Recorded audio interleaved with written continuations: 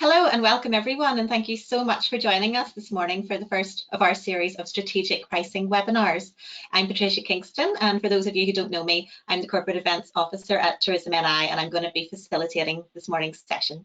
This webinar is being delivered as part of Tourism NI's ongoing Tourism Enterprise Development Programme, and today we're delighted to be joined by Tony Haren from Admor Business Solutions. Tony is going to be exploring the importance of taking an informed approach to pricing, and we'll be showing you all how to assess and improve pricing structures in your business today.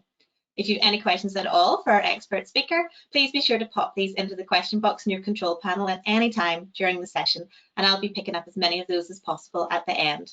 So now, without further ado, it's my great pleasure to introduce our speaker today, Tony Haren. So good morning, Tony. Great to have you with us this morning. Good morning, Patricia. Thanks very much for inviting me along today. Good morning, everybody. I hope you're all well this morning. I certainly hope that the weather where you are is better than it is where I am, although I'm not sure that's possible. I think we're all having a bit of a wintry start to the end of May, beginning of June. Well, look, thanks very much again for coming along today. I mean, I want to put today in context. We're here to discuss, and I'm here to show you better ways to approach your pricing. So this webinar is the first of two.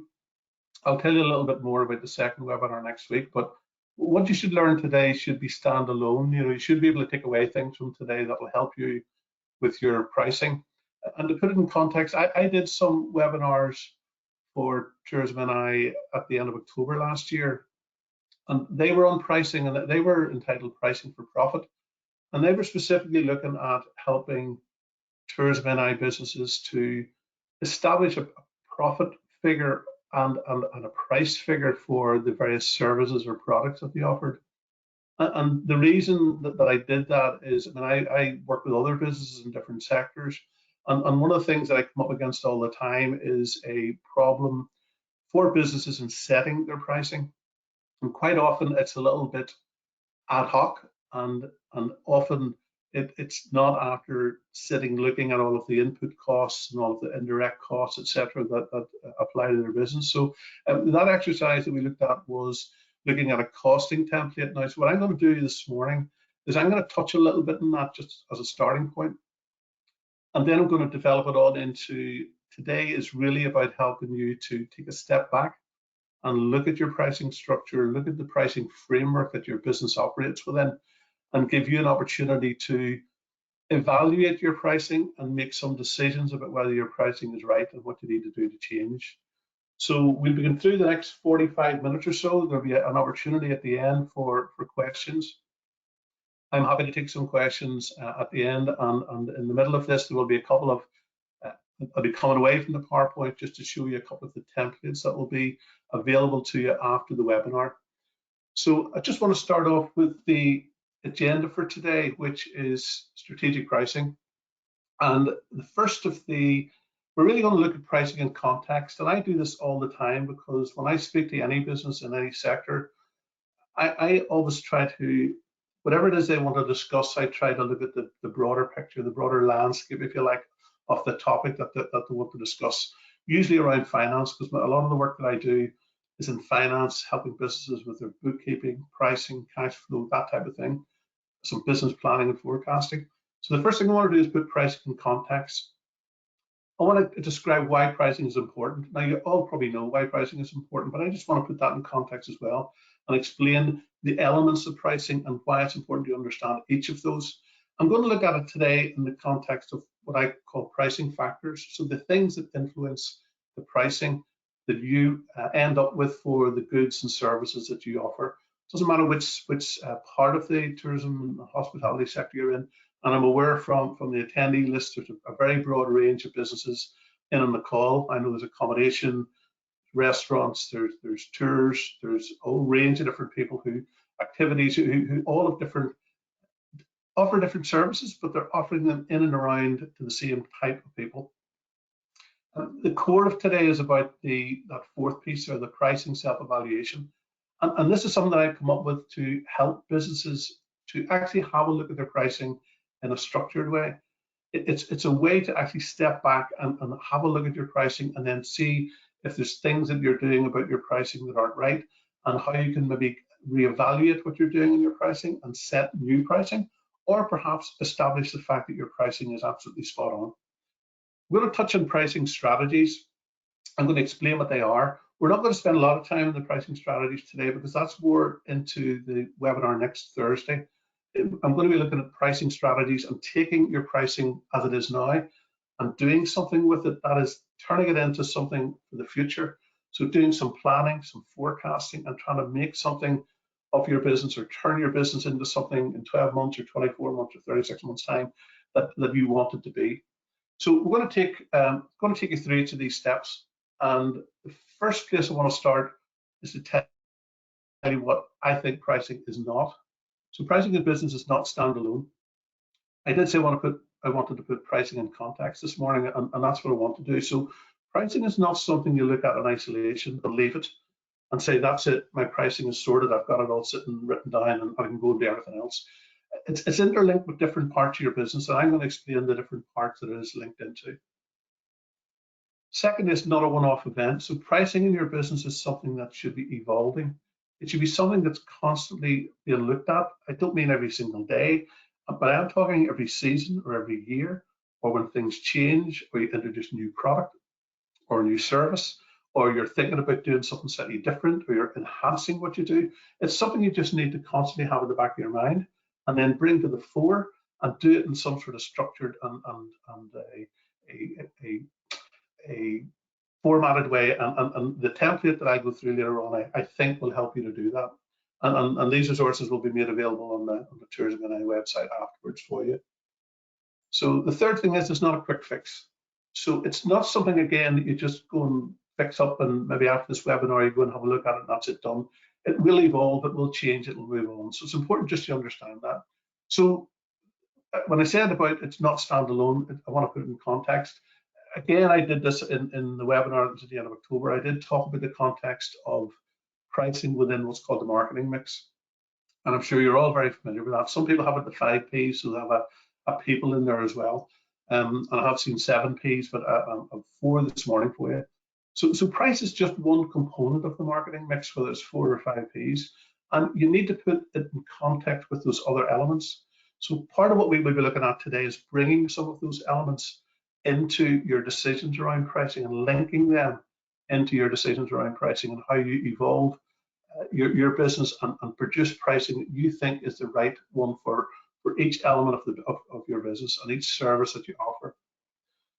So that's the first context for pricing, just within the marketing mix. And one again, this is something from the previous webinar. This is something that I use with any business that I meet for the first time. I use this format of this structure really for a mini health check, if you like. And when somebody tells me they've got issues around finance, I use this here to help me to establish what those issues are. So I'm not going to go through the 5 pillars, but they are, I'm not going to go through them in detail, but the first on the left is good bookkeeping. The second from the left is a reliable accountant or support. The third one, right in the middle, the pillar is a robust business model. I'll come back to that. Fourth one is adequate funding. And the fifth one is regular oversight and planning. So I argue that if you want to have a good business financial structure, each of those pillars needs to be quite strong. Each of those pillars on its own needs to have its own strength, and they all interlink. So when I speak to businesses, I usually start off with this and I go through each of these. And the one where pricing sits within this is in the middle pillar there. Robust business model, because that business model looks at the products you offer, the services you offer, the channels you use, the customers you have, the marketing that you use, the logistics of your business, how you deliver what you do, your location, and the staff you have. It's all those things that really make your business work. And pricing is a key element within that. In fact, I'll share with you the question I usually ask about pricing when I meet businesses for the first time is, tell me about your pricing and tell me how you arrived at the prices that you have for what you sell. And you can imagine the response. That's a nice open question. The responses varied, I have to say, and most often people struggle to explain how they got to their pricing. In some cases, they say, well, that's my pricing. It's what I have when I started my business and I haven't changed it, I haven't looked at it. And again, I would argue that that's not something a good business should be doing. They should be looking at it regularly. I've met quite a few businesses in the last year actually who haven't increased their prices in 5, 6, 7 years, and some who couldn't explain how they arrived at their pricing, and many who couldn't explain how much profit they were making in each of their items. So putting pricing in context of the 4 or 5 P's of marketing, and then in the context of your overall finance, it's important to see that it isn't a standalone item. It's something you need to look at in the context of all the other parts of your business. So this is something, again, I shared at the end of October just for completeness. This is the pricing for profit in 6 steps. So it's important today because everybody who's on the call today is interested in their business. They want to make money, they want to make profit, they want to generate income for their business, that want their pay their bills and have a good lifestyle and all of that. So profit is really important. And this is the one that I went through in October last year. So I took the profit process, if you like, and the pricing for each goods or services that you offer, and I took it through 6 steps. And the first step is defining your services, calculating your costs, setting your price, reviewing your profit. Those are the first 5. And the last one there, the validate your pricing. That's the bit that I just left hanging, if you like, around, because once somebody had their price set or their profit set, that I can make money at that. That's when I said you need to look at that and bring in all the other elements of your business. Look at your unique selling proposition. Look at the location you have. Look at the views you've got of its accommodation. Look at the services you offer that hang around your main product or service, and really then look at your pricing and see, should it be higher or maybe should it be lower for some reason. So after you establish your profit, then take this another stage by examining it. Now that last box, or number 6, is what we're really going to look at today. That's the bit we're going to expand on. We're going to have a look at that, and I'm going to show you a methodology where you can evaluate your pricing and question it and challenge it and see is it the right level of pricing for you and your business. And we're going to go through that self-evaluation process, as I say, part of this webinar.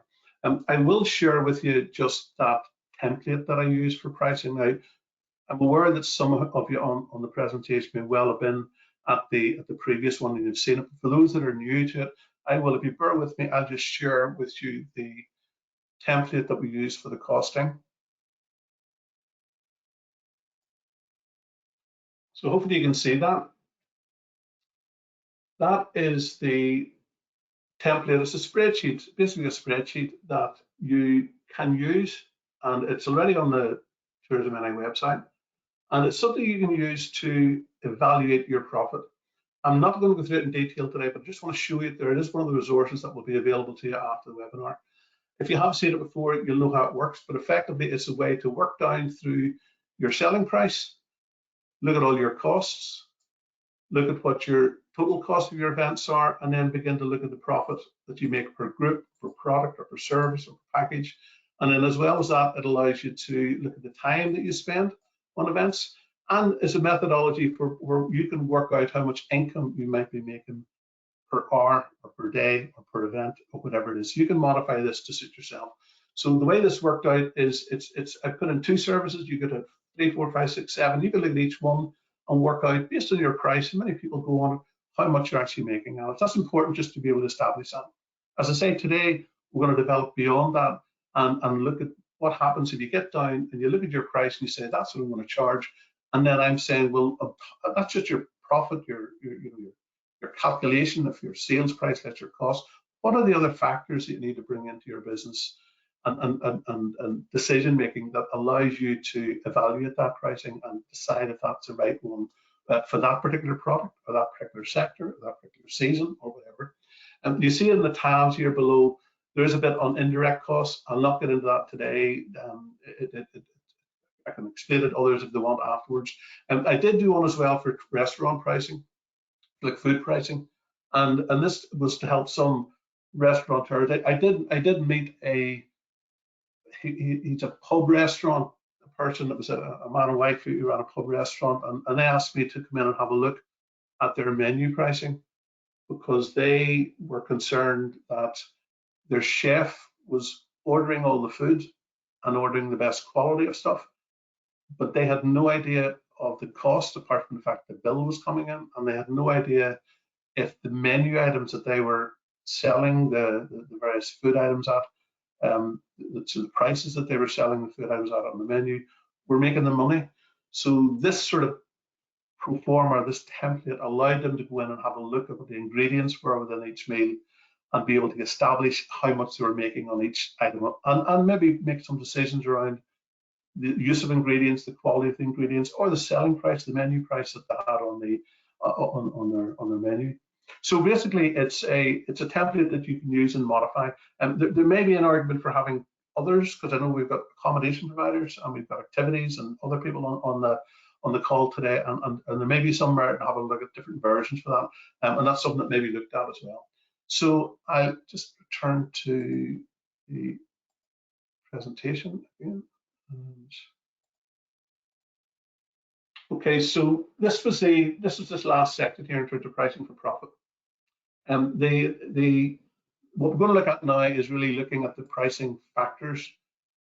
And the way I've tried to break this down, because I know you all have limited time. I know today of all days, you're all getting prepared. If you haven't already opened, or maybe partly opened, and you're looking forward to next week and beyond, and hopefully a summer. I do believe somebody told me there was a little bit of heat coming at the end of May and into early June. So I'll have a look at the forecast, but I'm going to believe that. It'll keep me going on a wet, windy day like today. But I know you've all taken the time out from your business and busy lives to come and listen to. So what I'm trying to explain, I will explain to you over the next short while, is basically how to look at the pricing you've got, how to break it down into little parts and apply those to your business. So what I'm going to take you through in the next 10 minutes or so is the internal and external factors that affect pricing. And then just beyond that, I'm going to take you into the self-evaluation tool, which will look at these internal and external factors and help you to apply them to your business. So this isn't the theory of all of these things. I've devised a tool which I expect will help you to self-evaluate your pricing and take you through it in a structured manner. So just take the first of those. So internal factors first, and there's two. So two internal factor groups and two external factor groups. So in the internal factors, I've broken, which the first of which is costs. So really what I'm talking about here is a little bit of what I just discussed in terms of that template. So I'm saying that one of the things that you can control, and some of the internal factors you can control more than others, and some of the external factors you have a little bit of control over as well. I'll go through those. But if you break it down into these headings, we've got costs, and basically costs can be looked at in terms of your staff costs, if you do employ staff, if you subcontract work, or you bring in temporary people. It involves things like your booking fees, entrance fees, any meals, drinks, goodies, extras. It could be cleaning costs, and I put down hidden extras there as well, because this is important that you understand for all the things that you do, the costs of providing that. And again, that's something you need to look at in terms of your pricing. It is linked into the template that we looked at there, the pricing template. But it is important that you think about it. If you're not familiar with spreadsheets and you just want to do it in paper, however you do it, it's important that you sit down and work out for your business, for each service or product that you offer, what the costs of delivering that are.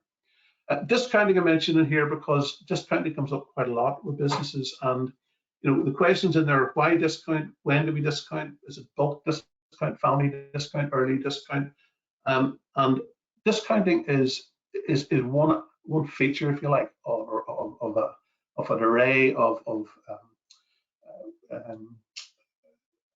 weapons, if you like, you can use in terms of pricing. So you can decide to discount or not. You're in control of that.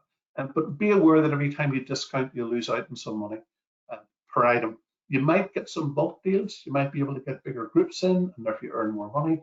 But do think about how you discount and how you offer the discounts, because a lot of people who offer discounts do it without needing to, because their service or their product isn't actually, people aren't expecting a discount on it. I often use the example of like an Apple phone or a Porsche or some sort of expensive type item. They don't often, if ever, discount because they don't need to, because they've got almost unlimited, not unlimited demand, but certainly excessive demand. So, but it is important that you look at the products that you offer and the services you offer, and whether it's important that you offer discounts. I would imagine that if you offer any sort of services where somebody is buying in bulk, they're buying more than one, they're buying more than two maybe, or it's a family or it's a group or whatever, I can see how they would want it, but just be careful about how you offer that. I would also say about pricing generally in terms of setting your price. It is difficult to, it's much more difficult to increase your price than reduce your price. So therefore, if you start off with low pricing for a new product or a new service, it is more difficult to increase it. And I think actually just in the context of reopening, because it's important as we move towards that the reopening and there can be a tendency to think that there's an opportunity to charge a little more because we're reopening and there's high demand and all that. I'll touch on that a little bit later. It is absolutely possible to do that, but there could be longer term consequences of that, and it's just important to be aware of those factors when you do that.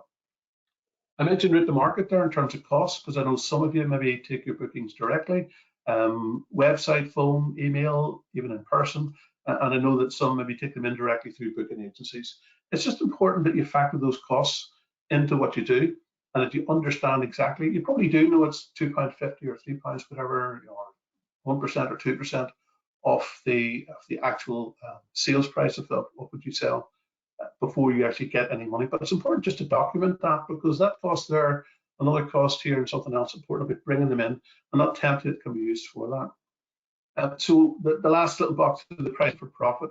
So that's really about calculating your profit, pricing your time, controlling your cash flow, and reviewing your payment terms. So many people maybe take payment over the web. So you're probably getting payment up front, which is a good way to get it. Other businesses maybe have to wait some time before they get paid if you're invoicing for what you do. And that's something you need to take into account. Maybe you need to spread the payments and get some more upfront.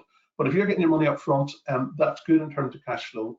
But you've got to make sure that if you take your money in up front and you've got costs which haven't perhaps been met, because you've been invoiced for them, that you can match those and set aside the money you need to pay those future expenses or future supply costs.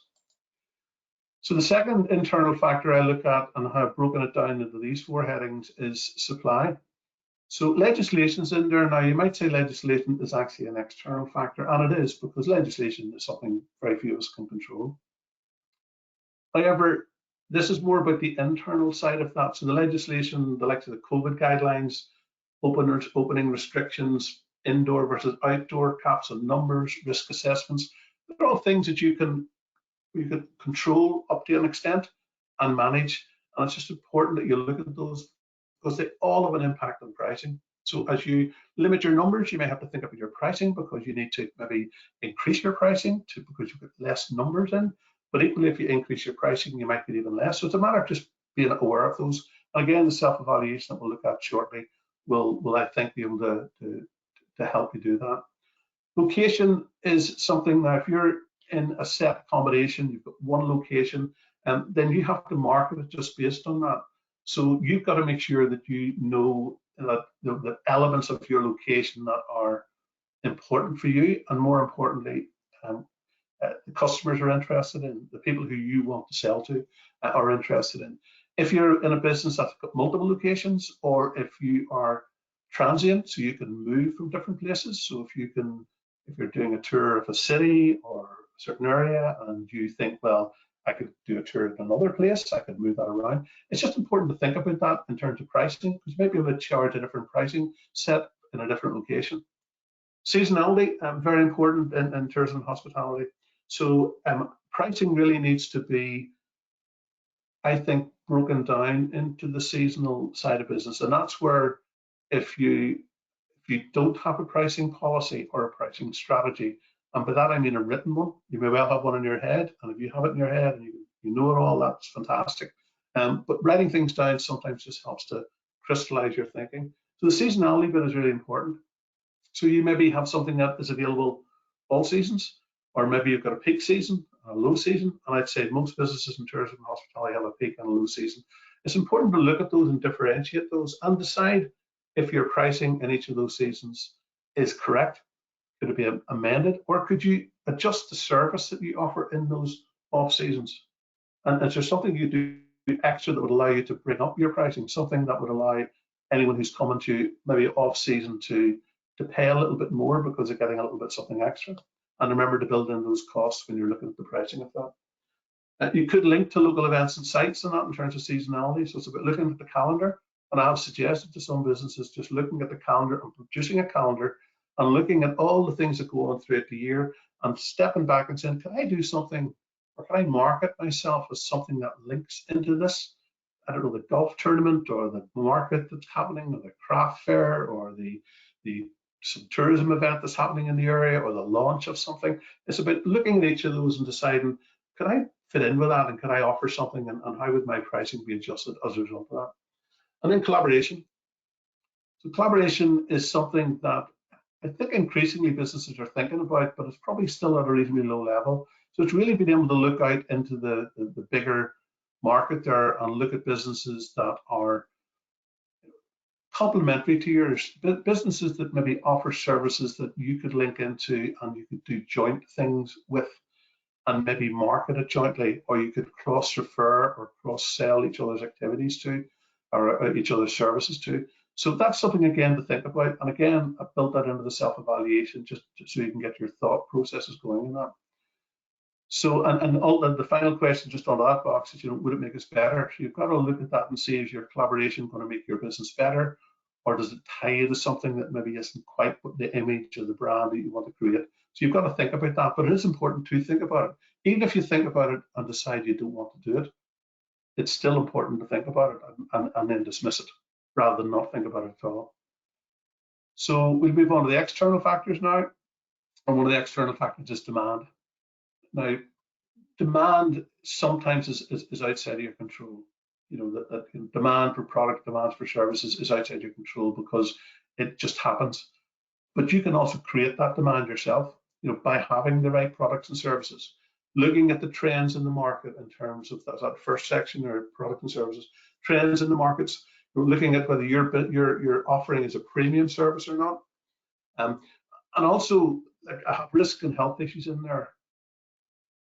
The COVID-19 situation has created, issues for some people, and demand will be affected a little by people's reluctance to get back out there and get involved in certain things unless they have a reassurance that the health and risk issues are well covered. So nobody wants to have that top and foremost maybe in their marketing stuff, but somewhere around the edges you need to be thinking about how you explain your products and services, or your accommodation, your venue, or whatever it is you offer has taken all of this into account and it's a safe environment. So you need to think about all those things and then think about how that can be priced into what you do. I've written down unique service proposition, or USP, and brand under the products and services. All things to think about. Again, they're on the self-evaluation later. Thinking about your target market, look at the niche that you offer it to, whether it's families, couples, children, groups, leisure, sport, heritage, whatever it is, whatever you targeted at, maybe a very, very broad market or a very, very niche market. It could be people in a certain sector. It could be people in a certain city. It could be visitors to a certain city or a town. But it's important that you sit and think what that is. Again, that's in the self-evaluation. So all these things I'm talking about are in the self-evaluation. And while you may be taking notes, and there will be copies of the slides afterwards, I brought these into the self-evaluation to allow you to go through a process of looking at these in turn. So the value for money aspect, really important in your sector. People, probably in any sector, that people look for value for money. But that doesn't always mean cheap.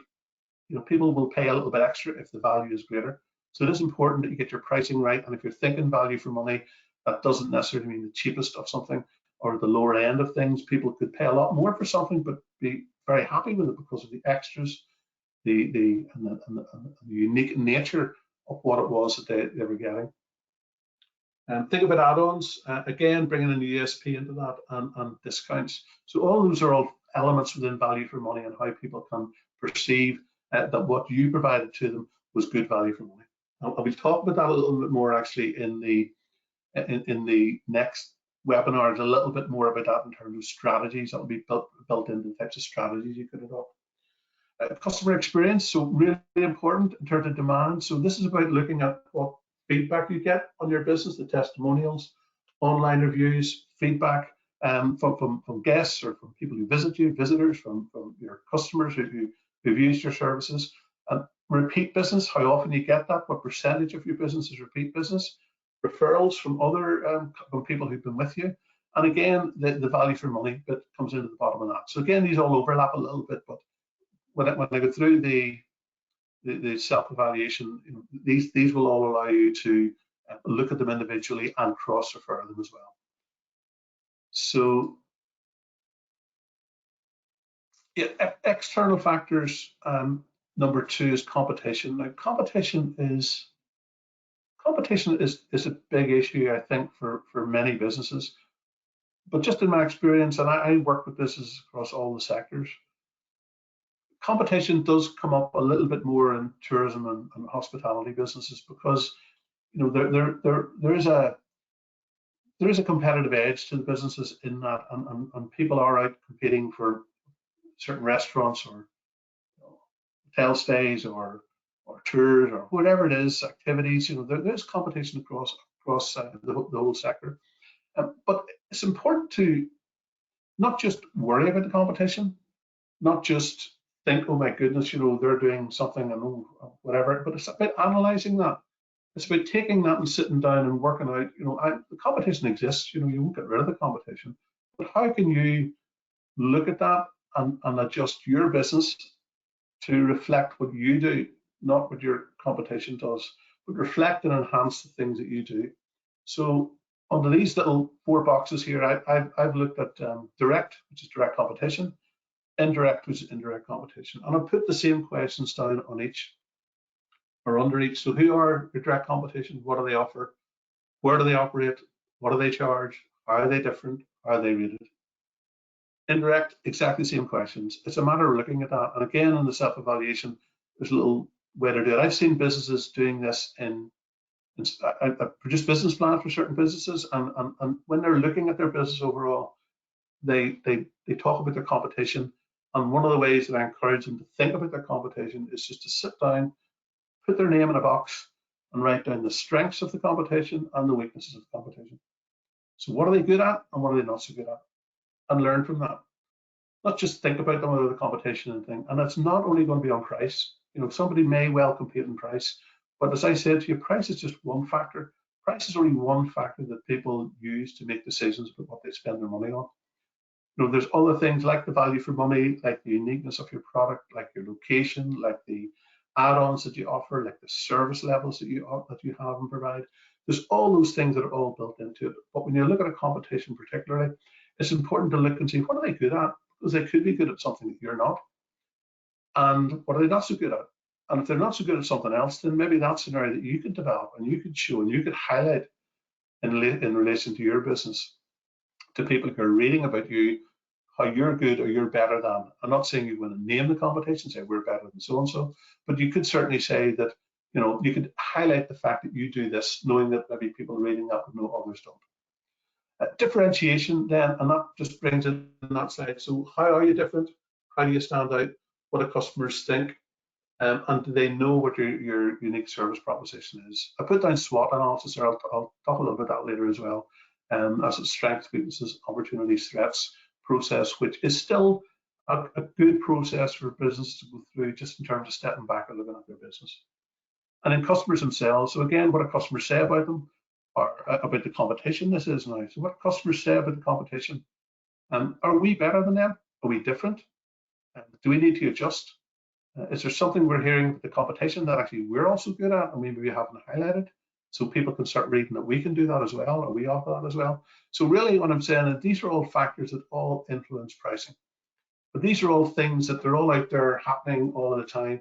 And what we're trying to do through this webinar is try to give you a structure to this here, something that you can apply to your business, you can look at in terms of what you do and what you offer, and then as a result of all that, review your pricing and set a better pricing. Say a better pricing, a pricing that you're more happy with having looked at it. And let's be honest, that pricing could be exactly the same pricing you have now. You might go through this entire process and at the end of it decide your pricing is absolutely correct. Now, I would doubt it, certainly not for most businesses, But if you do get to that at the end of this process and you're happy and think your pricing is absolutely spot on, then that's brilliant, because that will reaffirm that whatever you've been doing has got your pricing right. And if nothing else, it will reaffirm, make you stronger and more confident when you're speaking to people about your pricing, and you're not hiding behind it. You're saying, no, our pricing is right. I've looked at it. This is absolutely right. What people get from me, the service I offer, is absolutely the best. And I am happy to stand over the pricing. I'm not the cheapest, but I'm happy to stand over the pricing. And it's really important that people understand that. Okay, so we're now going to have a look at the pricing self-evaluation. So this is the tool that I pulled together. Let me explain it to you first. It's a self-evaluation because I pulled it together based on my discussions and my reviews with a whole range of businesses, not just in the sector. And I'll be honest with you, even when I pulled it together, I was surprised at the different elements of pricing that need to be looked at when you're actually trying to arrive at a good set of pricing that you can stand over and that you're happy with. But having said that, it's something that when I take you through it, and it is a little bit busy, but when I take you through it, it's something that you should tailor to your business. You take it and you decide the bits that are relevant to your business and the bits that aren't. And you can decide to do a full deep dive, or you can do a little bit of a dive, or take out certain parts of it and go through it. So I'm going to share that with you now. It's just a Word document, it's a Word template, and I am going to share that with you now. So bear with me, and I will do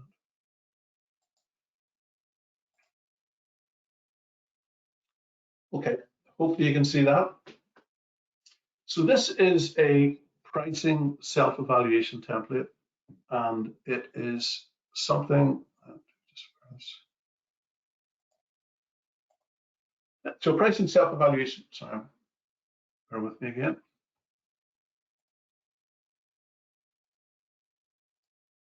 Okay, so pricing self-evaluation template, and I've designed this in a way that I'm trying to make it easy for you to take this away and use it in your business. You may look at it and decide you're already doing all of this. This is something you've got fully control over. You're fully in control of. It's something that you don't need any external help or support with, and that's absolutely fine. If that is the case, then that's brilliant, because this is the whole purpose. The purpose of this is to try to get you to a place that when you look at the pricing in your business and what you do, you're more confident about it. So if you've already done all that process and you're entirely confident with your pricing, well, that's brilliant. This is for businesses who maybe just want a little bit of a challenge, or want to be challenged in terms of the type of pricing that they offer, and how they can begin to look at that and see if it's the right level. So the way it has been set up, I've set it out in 5 sections. So taking each part in turn, I'm just going to take you through. I'm not going to take you through all of this because it would take too long, but I will show you what's in it, and I'll show you how you can use it. And this will be available on the website afterwards in terms of the resources that you can use. So the first section here, well, put in your business name, put in your date, who's going to complete it and review it. But I've suggested that if you do this on your own, give it to somebody else afterwards who have a look at that and challenge you maybe on it and talk about it. Maybe it's somebody within your business, maybe somebody outside your business, maybe somebody, family members, but try and find somebody, or a friend, or a professional person. Try and find somebody who will challenge you. You don't want somebody saying, that's grand, your price is super, it could be better. You want somebody who's going to just say, are you sure about that? I thought that competitor down the road does this, and surely you've got that. Have you not got something a little bit more than that? And why is that not on your website? So the way I've started this off, section 1 is actually asking you to write down what it is you sell, what price you sell it at, what your costs are, what your gross margin is, and the time you spend on, if each of those parts are relevant. So what I'm saying to you is that you need to know at the start, if you've got 10 products or 2 or 1, exactly before you start this process, what your current pricing is. And this here comes out of that earlier spreadsheet that we looked at. So this comes out of that spreadsheet that allows you to go through a process of looking at each of your costs and breaking those down. So ultimately, and if you don't do that full spreadsheet thing, that's fine. If you know it in the top of your head, brilliant. Just put it down here. So when you start this process, you can say, that's what I sell, that's how much I make on it, and there's a box there as well that I spend 5 hours doing that, and that works out for me at so much an hour. If the time spent isn't relevant to your business, that's entirely fine. You don't need to include that. It's important that you understand, and even put this in your own terminology, you look at your package that you offer, the service that you offer, and each one of them is a separate element and a separate line. Ultimately put it down there, and then the far side, just any comments or notes on it. This is up to you whether you add these bits in. So the second bit, and I mentioned earlier, the SWOT analysis, the strengths, weaknesses, opportunities, and threats. I'm suggesting that just before you get into the detail of your pricing, your services, your products, and all the elements of that, that you step back and you have a look at your business quite objectively and write down the strengths that you think your business have, the weaknesses your business have, and be honest with yourself, the opportunities that are there, and this is about external, so the strengths and weaknesses tend to be internal to your business, internal strengths, internal weaknesses, and the opportunities are the external to your business, things that you could make the most of, joint ventures, new events that are coming to your area, new products and services you might be able to offer to people, trends in the market that you need to take advantage of, and threats, things that are, and threats quite often can be things you can't necessarily control. So that could be external legislation, or God forbid another pandemic or another lockdown or any of those things, but they're things you need to think about in terms of how they would affect your business. You may not want to do the SWOT piece, but I suggest it gets you thinking about what's going on in your business. Then the main body of this here is actually section 3.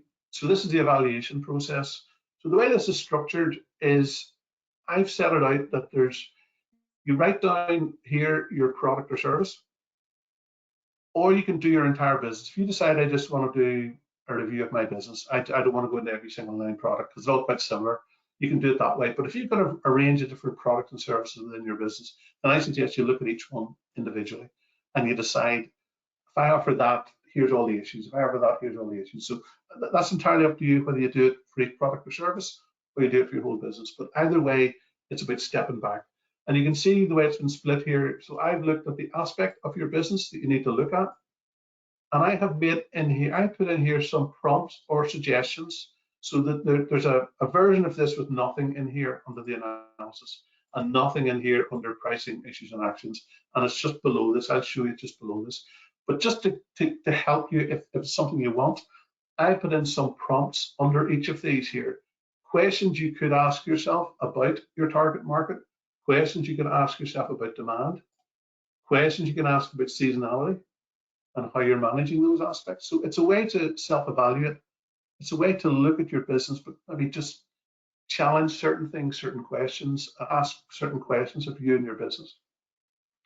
So you can see there's right down through, there's competition. I'll just mention the competition bit because I said it earlier, and there is an interest in businesses knowing what the competition are doing and how you can make sure you get more referrals or more sales or more bookings from the competitors do, especially if you believe that your services are better located, better quality, or whatever. So it's important. People do worry about that. So this competition, I've suggested that if you go in, some questions you ask who are direct competitors, who are indirect competitors, who's the market leader, why are they the market leader, where does our pricing sit against their pricing, and why is that?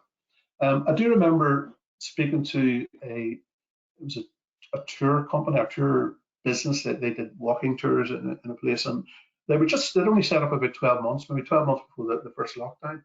And I asked them how they'd set their pricing for their tours and how they come about it. And they said that what they did was they looked at the competition and they looked at the prices their competition was charging, and they looked at the low prices and the high prices, and they pitched their prices right in the middle. And that was the only analysis they'd done in terms of arriving at their pricing decisions. And I said, well, the difficulty with that is that you, having done that, is you put your products or your services, into the middle of a whole big bunch of stuff. You're not distinguishing yourself separately. So if somebody goes into a booking website and puts it from price high to price low, and then does it from price low to price high, you'd probably not appear because you're going to be in the middle somewhere. You're not even going to stand out as the dearest or as the cheapest. And he thought about it and realized that actually his service he offered was very unique. It was different. Nobody else was doing certainly aspects of what he did. And he decided he would go in and have a review of his pricing and begin to promote the premium bits and the bits that were a little bit unique to his, and that would allow him to charge additional pricing. So pricing, and looking at competition to judge your pricing on its own isn't enough, I think, just to come up with a set of pricing for yourself, for your own business. So what I suggested here in this self-evaluation process is to go through each of your competitors and just list their strengths and weaknesses. No opportunities and threats this time, just there's a competitor, what are they good at, what are they not so good at. Down through the rest of this, there's value for money section. Do we give our customers value for money? How do we know? How do we measure it? What do our customers say about this? Little questions to challenge and ask yourself. There's a little bit there about a unique selling proposition, a bit of customer feedback, route to market. What's the right way? Is it direct, indirect? Have you evaluated that? Is there a different way to bring your product or services to market? Look at your web presence. I've done that with a few businesses now. Before I met with them, I actually went and reviewed their web presence, and I looked at what it said about them on Booking.com or TripAdvisor or on their own website or on their own social media channels or on Twitter or whatever. And it was amazing when I fed back to them that they didn't actually realize some of the things that was written about themselves, because they were old. There were things that had been written about them, but they had been amended, changed over time. Even photographs that they were using on some of the sites, they said, "Oh, I didn't know it was still there. I wasn't sure about that." And even descriptions of things that they did, they said, "I don't know who did that. That's not what I said." And in some cases, spelling errors, things that were it's grammar wrong and stuff. So one of the things I suggest is go out there and make sure that everything that says about you on the web is right. Google it, find out about it. Just make sure that everything down there is right and there's a consistency and a brand, because people look at that, and if it's not right, just maybe begin to doubt themselves about whether they should book or do something with you. Just make sure it's right. If you're not that good at doing it, get somebody else to do it for you. Get a family, friend, or whatever, go and have a look at that, or somebody else in your team to go and have a look at that and come back and say, yeah, it's great, or you know what, we've a bit of inconsistency here, or these images are a bit dated, we should do this, or we need a video, a little video, you can get a video now done quite cheaply to show what our offering is like, what the inside of our premises are like, or what the outside is like, or what our tour is like, or what people say about us. All those sorts of things are all possible. Pricing strategies, this is a little bit into next week. This talks a little bit about next week. We'll be looking at this. We'll be looking at value-based pricing, competitive pricing, cost-plus pricing, a little bit more detail on helping businesses to organize a strategy or a strategic approach to this. Joint ventures and collaborations, again, who can we work with, what can we do? Legislation, what restrictions are there on business, licenses, rules, regulations, how does that affect our pricing? Have we built in an extra cost because we need more people? We can't have as many people here. Well, how do we arrange that? So on the right-hand side in this last section here, in this last column here, is just actions, comments, things you're going to do about it. Detail our customer profile, list our strengths and weaknesses of our competitors. We're going to look at checking out our web presence to make sure it's consistent, accurate, and up to date everywhere on the web. So these are things that you would note. You don't need to do it in Word. You could print this out and you could just do it by hand. And I will suggest doing it with somebody else. When you've done that, then I should, this here, by the way, is the blank version of that table you've just seen. So you can use this for product service too, complete all these things as well, or you can start it off and say, do it all just on your own business. So that's the blank version, with no prompts, you decide to do it. And then the last two sections are your summary of your outcomes, and I'm suggesting that when that's over, you put your prices in here, your product and services and your prices. What issues arose when you were going through the review? What's your new price, if any? It could be the same as your old price. And any actions, comments, or rationales on the back of this here. And then very finally here, this is a general little table that allows you to go and say, look, in summary, all this stuff here, here's all the things I'm going to do, who's going to do them, by when, little time-bound action plan. You can say, so I'm going to review and update all the web pages, and our AA is going to do it by the 31st of July, BB is going to approach such and such a company with a view to collaborating on events. So this is a way to sort of pull all of that, what you've gone through above, into something a little bit more condensed. Okay, so that's it. That will be available on the web, on the web Atlas and Tourism NI's website. So I'll just return now to presentation.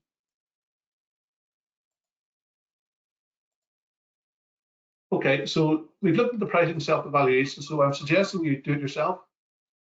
You review it with others and you seek challenge. So don't be afraid of what people say to you. If you want to do it first and get somebody to read it, that's fine. If you want to have 2 or 3 or 4 people all do it together and then come back collectively and see what you've come up with in terms of the business, both the SWOT analysis and the actual self-evaluation review. I think it's important that you just hear what other people say rather than just necessarily thinking that you have all the answers. And then take action where needed. So it's okay having the self-evaluation, but unless you actually take the actions and you do something with them in a time-bound way, then there's no point. If, as I say, your self-evaluation comes to a conclusion that your pricing is absolutely right for what you're doing, then that's a little bit of affirmation and allows you to go out and be more confident about your pricing because you've looked at all these aspects and you think it's right. And it's an ongoing process. You don't do this once. I think you should do it at least annually or every season or every certainly at least once a year.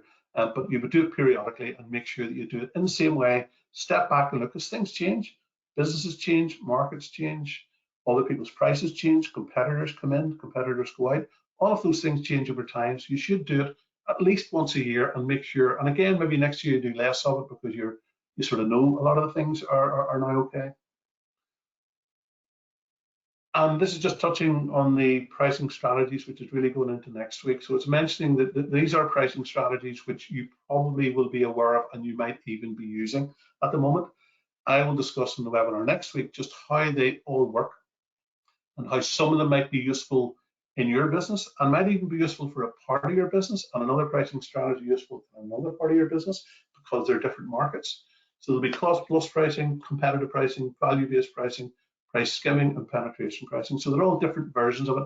You may well all be familiar with those, but if you're not, they're just really strategies that business can use to go in and make sure that they enter a market the right way, or that they remain in the market the right way, or they grow within the market the right way. So nearly there. I have just a quick slide on the pricing for reopening because I know you've either just reopened in part or you're going to reopen more in full next week. So these are just some factors to consider. Dynamic pricing is really about taking decisions right now about increasing your price because the demand is greater.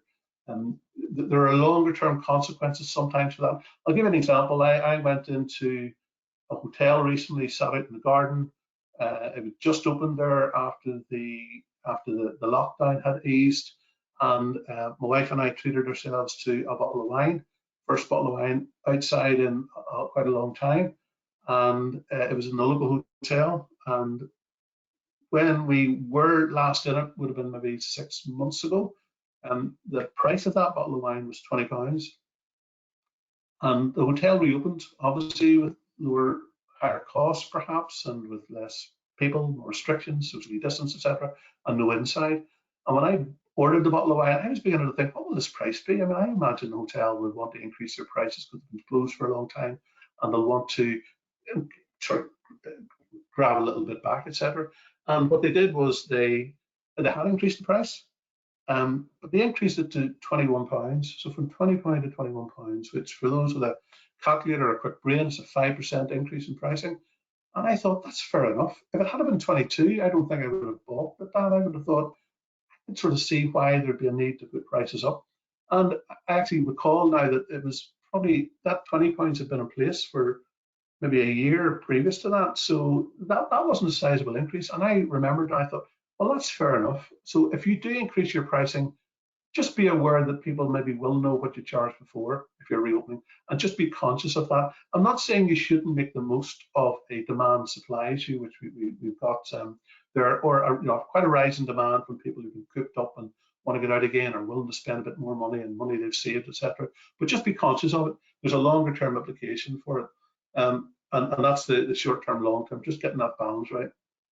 And remember that if you have regular customers, people come back to you all the time, and your pricing is suddenly going up by quite a bit, they might look at that and say, oh, that's strange, I don't know, is it going to be a better service? So just have a conscious think about that. And value for money, which is again the thread throughout a lot of what I've talked about this morning. It's just important to understand that customers will still judge a lot of what you do value for money. So the £21 bottle of wine value for money sitting outside versus £20, yeah, it still is for me. Maybe others would say they think it's a ridiculous increase. Maybe some people say it's actually not enough. Maybe you've increased your prices by more, but I'm just relaying just something that I'd experienced. Okay, quick recap. Pricing isn't standalone. Price your product or service for profit and do a self-evaluation. Beyond that, consider the short term, which is dynamic pricing, what we talked about, the reopening, looking at it currently, what you can get away with, if you like, and what you think is reasonable. But getting away with it maybe has a longer term implication. Just be aware of that. And customer feedback might come back into your system and tell you that what you did in terms of pricing was right, was wrong, or was reasonable. And develop a pricing strategy. Again, that's probably more the next week, but you could, based on what we've done today, develop your own pricing strategy. I'll be looking at it next week in terms of providing some sort of structure to that, some sort of template for that could be used for other businesses. And just on that, that's the rough sort of structure for next week in terms of applying the different pricing strategies, developing a written pricing strategy for your business, using your pricing to plan and forecast ahead. So it's about taking your pricing that you come up with, having self-evaluated it, and look at the next 6 to 12, 18, 24 months and decide how will that affect my business and what do I need to do to start getting the income, and manage the costs and make the profit that I want to do. And I'll be building a little practical case study on that, just looking at how a business can apply those elements to it. And I think we're just a few minutes over there now, so I want to thank you for that, and I will move to Q&A.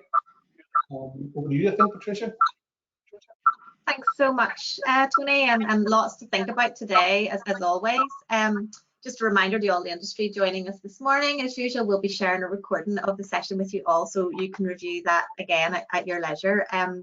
I'll also shortly be sharing your questions, Tony, as you mentioned. So if you have any questions at all that you haven't shared just yet, enter them in the question section in your control panel now, and we'll get through as many of those as we can today. Just before we get stuck into the questions, I'm going to do a couple of very quick polls. Anyone who's been at our webinars before will know what to expect. So the first one will pop up on the screen now shortly. It's how would you rate today's session in terms of content and relevance to your business? So that's on a scale of 1 to 5, with 1 being not relevant at all and 5 being very relevant or excellent.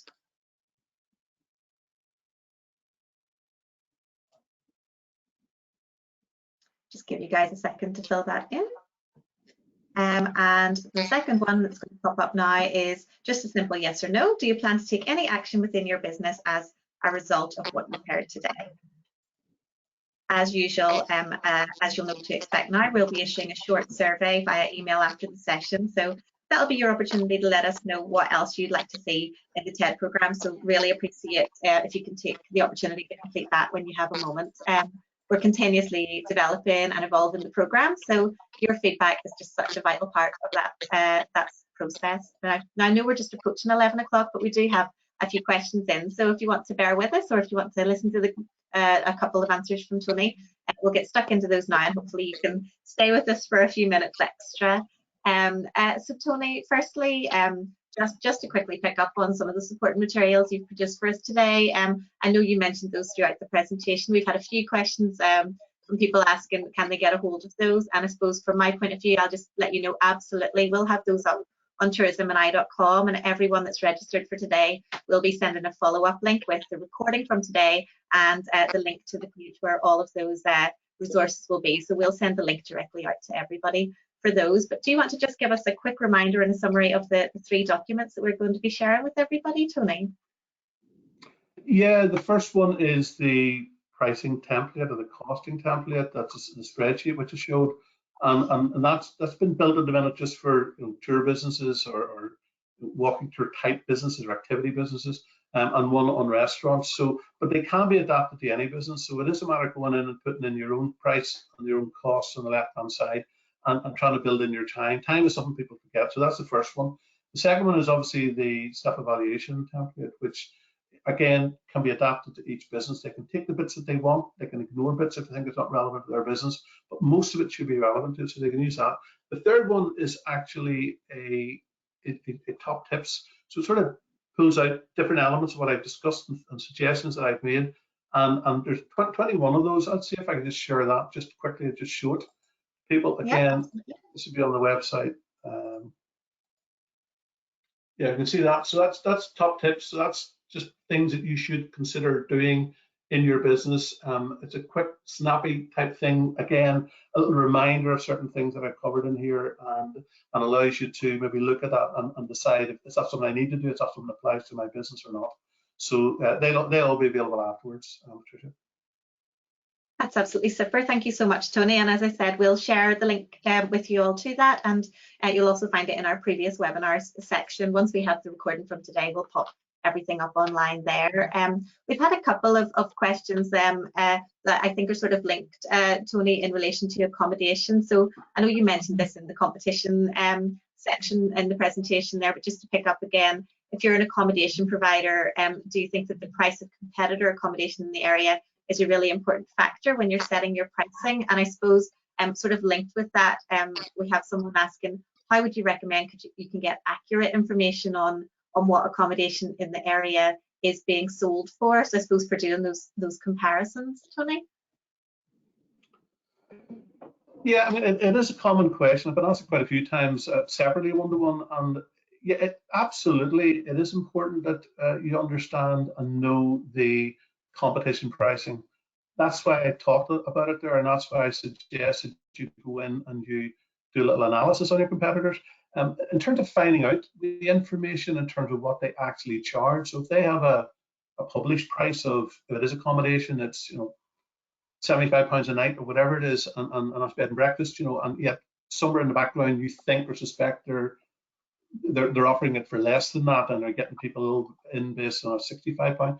Very difficult, I'm sure, to find that out unless you do, what some businesses do, getting people to phone up and make inquiries and do a little bit of digging, and that is possible. People do that, but I would imagine that if anyone on this webinar got a call, I would say, in a minute or two, probably suss out if this was somebody genuinely looking for accommodation or somebody who was trying to find out what their prices were from a competitor perspective. But it is something you can do. If you can do it the right way, you can find that information out. But if it's not publicly published, then it is hard to get that. In terms of competitors, I would say this. It is important to see competitor pricing, but people don't always decide on price. I think you know that anyway. They don't judge it. Some people will. Some people say, I want the cheapest, 2 nights somewhere, and I don't care where it is as long as it's the cheapest, and that's fine. But a lot of people are a bit more, they're a bit more choosy than that. They're looking to see what they get for that. And I would say it's more important when you're looking at your competitors that you don't just look at the price that they offer or they suggest they're offering, but what they provide with that and what they've got. And if you do that little strengths and weaknesses thing on them, you might find that, yes, the price is cheaper than mine, but you know what? I offer a lot more. So I need to go and start promoting the fact that people are maybe paying £10 or £15 extra a night, but they get this if they're not getting somewhere else. And I need to lead to that. So leading with price isn't always a good idea in a business because people just compare prices. But if you lead with all the things that you do, and then when they've read that and go, that's fantastic, what does it cost? What would I have to pay for something that they've just described? So I would say, yes, competitors are really important, but just keep it in perspective and try to step back and look at it objectively. And don't worry overly just about price and price only, because most people don't choose on that alone. Yeah, that's great. Tony, we've actually just received a little follow-up question on that in relation to sort of nearby hotels, hotel accommodation that could have prices that are up to 50% less. I suppose, a hotel could offer discounts and different offers. So I suppose it's going back to that, what's your unique selling point? You don't have to charge 50% less because obviously you might be making no money at all. So it's just about that sort of unique selling point, really, isn't it? It's about, probably the truth of the matter is having confidence in your pricing. If you're pricing something and you think, I'm making money at that, but people get a good service. Not everyone wants to stay in a hotel. I mean, a lot of people do, and hotels offer a certain level of service, and that's absolutely fine. And I imagine there will be a little bit of discounting going on in certain places to try and get numbers back in, and there's a cross-selling opportunity within hotels to have people in restaurants and bars and things like that. But if you're offering an experience, an accommodation experience, you've got to promote that and make it different, because some people like the outdoor space and maybe a bit away from the city, or maybe it's in the city but it's closer to things. So I think it is a matter of, yes, looking at the competition but not trying to emulate them on price. but to differentiate yourself in terms of what you offer so that people can see a differentiation. Say, yeah, I might get that for 30 quid less, but you know what? At 30 quid, you know, but I'm getting extra for that, and they've explained that really well. So, yeah, if it's only price and somebody else is £30 cheaper, they will probably win if it's only price, but people aren't deciding on only price. It's a matter of you working out what are the factors that I can share that allow people to think about more than just the price. Yeah, absolutely. We had an advanced question through that I just wanted to ask you, Tony. It was just if you could give any advice on tour operator pricing or pricing for tour operators, if there's anything you can advise on that. Right, this would be where somebody is thinking about selling their package or tour to a tour operator who are coming in like a coach or a cruise. Okay, yeah, yeah, that's obviously it's a good opportunity for a business to be able to get something like that and get a tour operator, because that's regular repeat business. If you can get it, if they're bringing in 2 coaches a week or 1 coach a week or 4 a month, or whatever it is, good to get into that. I would suggest that pricing is really important for that. So using that little spreadsheet template to be able to price for that. So if you're saying I would sell that for £20 per person, just make sure you can make money at that. Not just make a profit, but actually the time you spend doing that, delivering that, makes money. But I would also, if you're approaching a tour operator, I think I would be inclined to think about it from their perspective, not just from your own. Put yourself in their shoes and don't treat them all the same. If a tour operator's coming with a coach load, try and find out who the coach load are. Are they, you know, how do I put this? Are they elderly? Are they young? Are they families? Are they from USA, from Japan, or from China? Are they from England? You know, is from the Republic of Ireland? So where are they coming from? What might their interests be? And find out as well, does that tour company have any offerings already? What do they already have in terms of packages? So you're not going to compete with that. You're going to come up with something a little bit different. Most of them, I think, are looking for something unique, a little bit different, something that will whet the appetite of their customers, because that will reflect well on the feedback they get, because customers of theirs will say, that was a great trip we had, and sure, we got over to Ireland and we did A, B, and C, and Northern Ireland here with the Belfast this and Armagh, and we done all these things. It was great. But you know, so they're looking for something a little bit unique and a little bit different. But I would try and put yourself in their shoes and think about it from their perspective. They do want something that's well priced, but I think as well they're looking for something that they can sell to their customer base, and you need to know who their customer base is. So go in and do a little bit of research on that, what they like, and come up with something that's a little bit different. That's my suggestion. So it's probably personalizing it to each tour operator is what I'm saying. Yeah, no, that sounds great.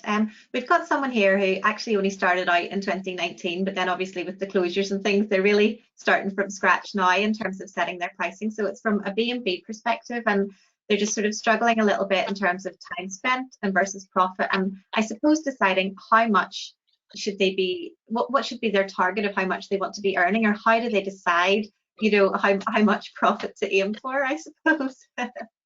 It's a tricky one. Yeah. Again, it will depend on each business, so you'd have to probably personalize a little bit to that business. But I mean, in terms of general concept, I mean, really what you're looking for is some sort of benchmark. So if you're doing any business you're doing, you want to make a profit, but you want to make a profit sufficient to give you the lifestyle that you want and enough to cover, you know, to cover the effort you put into it and give you the return that you think justifies it. So if you're, you know, and that's why I put into the spreadsheet a little timepiece, because if you make something, or if you run tours and you make, say, 50 quid on every one, and you're saying that's great, I can do 5 of those a week, that's £1,250 a week, that's $4 or $5 grand a month. That'd be great, you know. I can, or 250 a week, 1250 a month.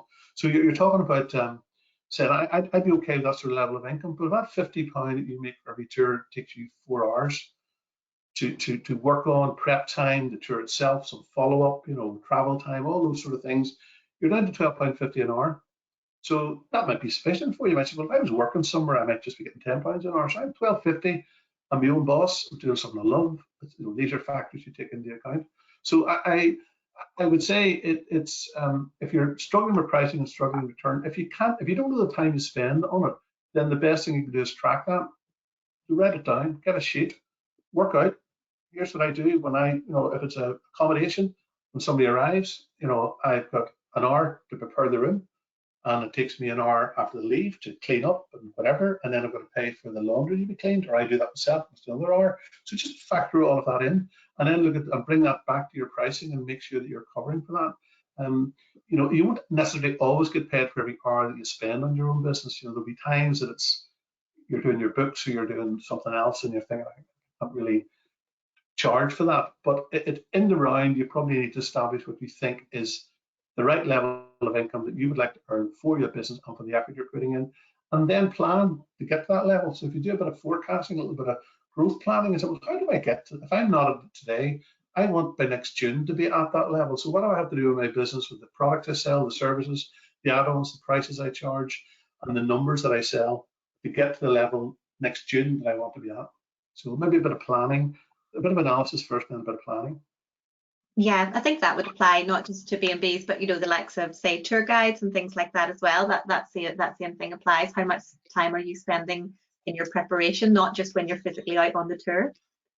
Exactly. And if you don't know it, track it. Just take a typical day and sit down and say it was an hour, it was 2 hours, whatever, and then see, can you average it all out and say, well, it was 2 hours yesterday, but it's normally an hour because there was traffic or something happened, and then just build it up and then look at that. And then at least you're in a better position to know what you're making on it, rather than just thinking you're making money and actually you're not. It's taking too much time.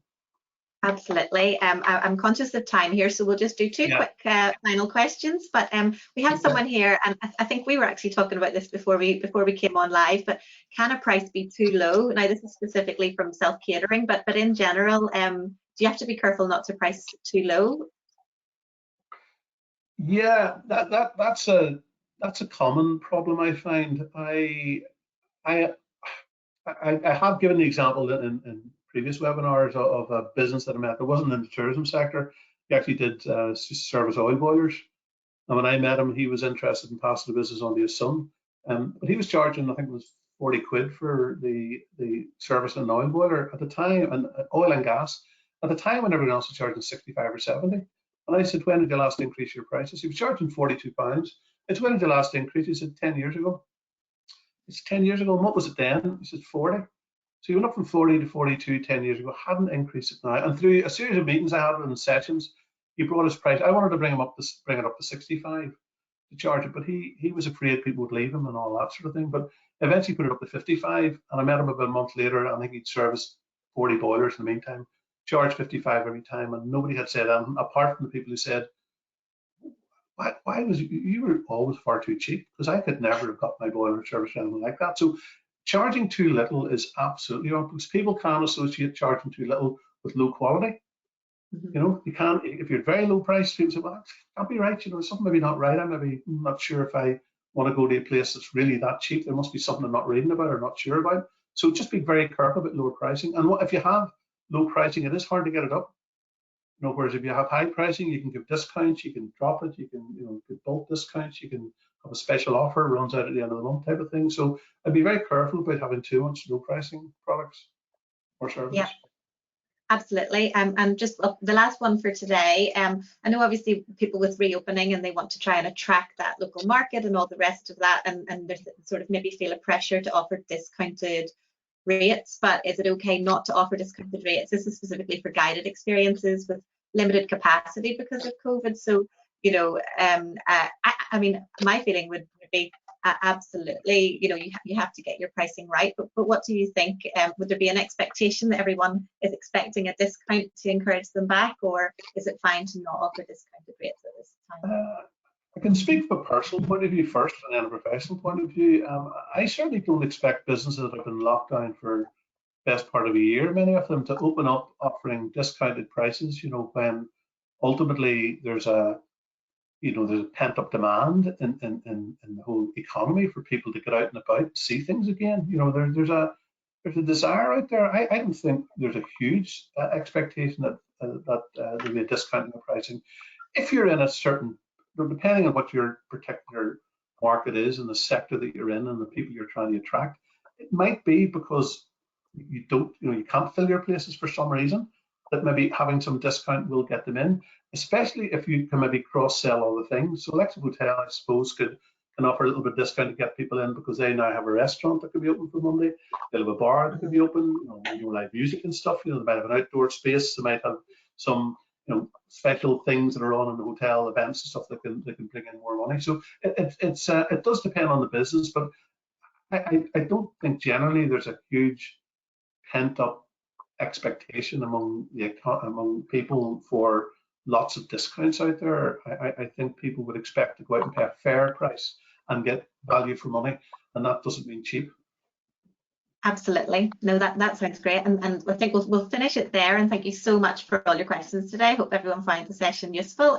Just a reminder, first of all, as Tony mentioned, he's going to be joining us again next Thursday for our second installment on pricing strategies. So during that session, Tony's going to build on the learnings from today and showing how to apply your pricing policies and decisions to help you grow the business strategically. And Tony has also very kindly offered a limited number of one-to-one follow-up sessions to discuss strategic pricing.